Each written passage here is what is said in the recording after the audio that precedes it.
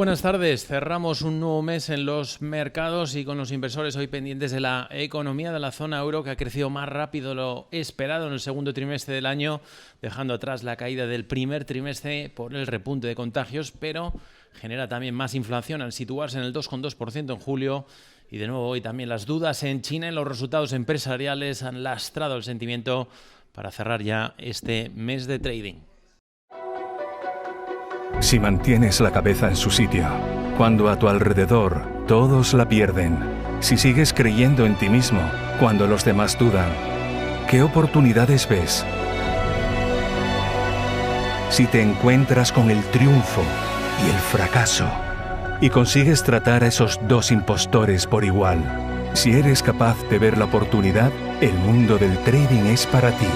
Cuando ves la oportunidad, IG. Bueno, han imperado las ventas hoy en la sesión europea después de que hayamos visto nuevamente presión vendedora en China, pese a los esfuerzos del gobierno por calmar el nerviosismo de los inversores esta semana y tras la fragilidad del sentimiento que han ido generando algunos de los resultados que no han sido tan robustos a ambos lados del Atlántico. La mayoría de compañías está dando a conocer que superan expectativas, pero en las últimas horas hemos visto como el gigante Amazon ha decepcionado con sus ingresos y además advierte de que su recuperación está menguando, mientras que compañías europeas ligadas al turismo han deteriorado el sentimiento presentando pérdidas como ha sido IAG, Amadeus o Air France, recordando que el impacto de la pandemia ni mucho menos ha terminado. Y eso que hoy los datos macroeconómicos sí que han acompañado en la región con la economía de la zona euro, registrando un crecimiento mayor al esperado en el segundo trimestre del ejercicio, dejando atrás la caída registrada en el arranque del 2021 por el entonces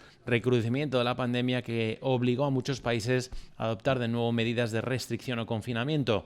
La economía se ha expandido un 2% entre abril y junio, superando el 1,5% esperado, aunque lo que más importa es la de Alemania, que ha decepcionado con un crecimiento del 1,5% versus el 2% que era esperado por parte de los analistas. En el lado positivo, la economía de España ha sorprendido con un acelerón del 2,8% frente al 2,2% estimado. Lo mismo para Italia, 2,7% versus el 1,3% que vaticinaban los analistas. Y también en Francia, con subida del PIB del 0,9% versus el 0,8% esperado. El problema, como todo, es que el crecimiento más fuerte también trae nuevamente inflación a su lado, con los precios subiendo ya en la zona euro en julio por encima del objetivo del BCE del 2%, con un 2,2% que vuelve a poner el foco en las dudas sobre si los precios pueden desbocarse. Una cuestión que ha despejado de momento al menos el vicepresidente del Banco Central Europeo, Luis de Guindos, que mantiene que en otoño tocará pico para volver a relajarse. En una entrevista publicada por el diario alemán Handelsblatt, Luis de Guindos advierte que los riesgos de retirar los estímulos demasiado rápido.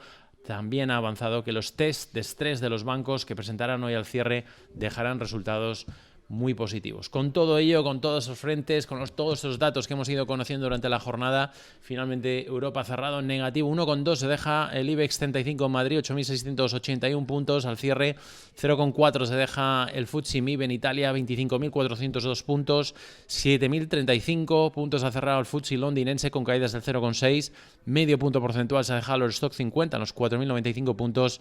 Y el DAX de Frankfurt caídas también del 0,5, cerrando finalmente en los 15.559 puntos. Y por último en París el CAC 40 caídas del 0,2% a los 6.618 puntos. Y en el lado corporativo, en el lado de empresas, pues sin duda hoy batería de resultados empresariales de empresas clave europeas. Ha sido en primer lugar ese peso pesado, como ha sido el Banco Español BBVA, que ha logrado un beneficio de 1.911 millones en el semestre versus las pérdidas de 1.157 millones del año anterior. Además, el BBVA dice que va a destinar el 45% del beneficio a dividendos.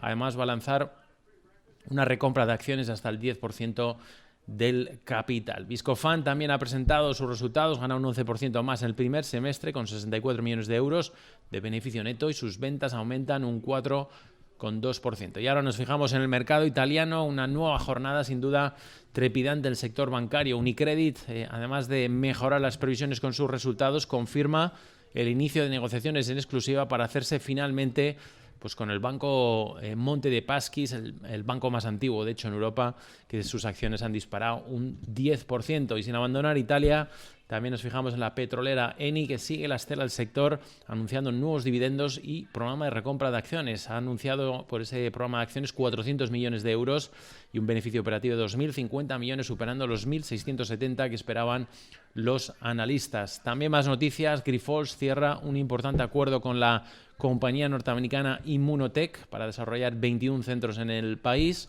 Y también resultados por parte de Schneider Electric, que eleva orientación para todo el ejercicio tras un trimestre robusto para la compañía francesa. Beneficio operativo 2.300 millones, superando los 2.200 que esperaban el consenso del mercado. También Fresenius ha elevado la guía de ganancias para todo el ejercicio en curso 2021 tras un robusto trimestre y además manda un mensaje de cautela pese a todo por la pandemia. Beneficio operativo 1.030 millones por encima de los 1.020 que esperaban el consenso general del mercado. IAG ha recortado sus pérdidas a la mitad y eso se ha informado que solamente va a operar al 45% de su capacidad durante el tercer trimestre. Pérdidas de 1.005 millones de euros versus los 1.020 que esperaba el consenso general del mercado.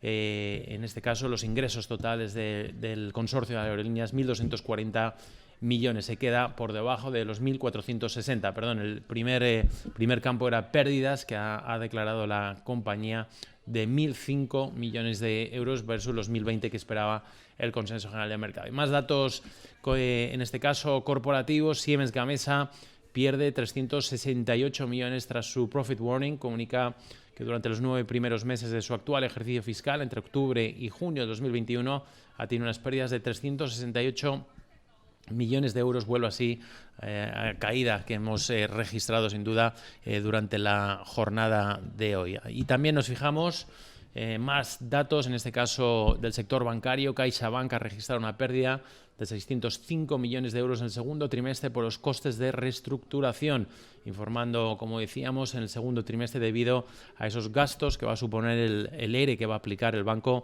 de 6.450 puestos de trabajo tras haber comprado la entidad bancaria de Bankia. Los analistas encuestados por Reuters esperan una pérdida neta de 878 millones. El segundo trimestre del 2020, todavía antes de la fusión, registró un beneficio neto de 115 millones de euros.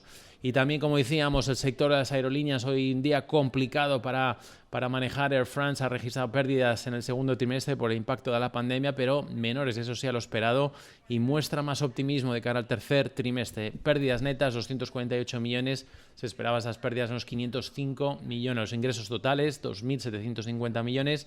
Se queda ligeramente por debajo de los 2.760 esperados. Y el grupo Renault supera expectativas en el segundo trimestre, advirtiendo, eso sí, el duro impacto ante la escasez de chips semiconductores.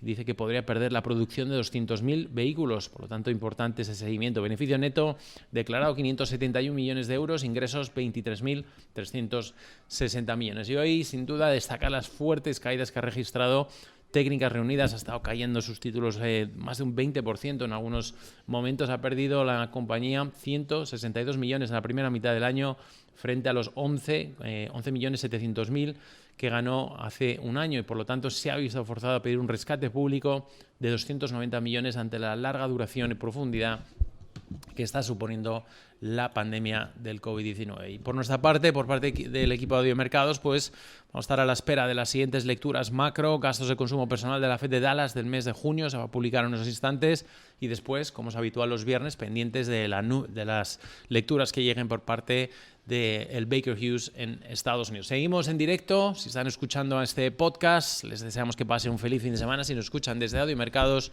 seguimos en directo.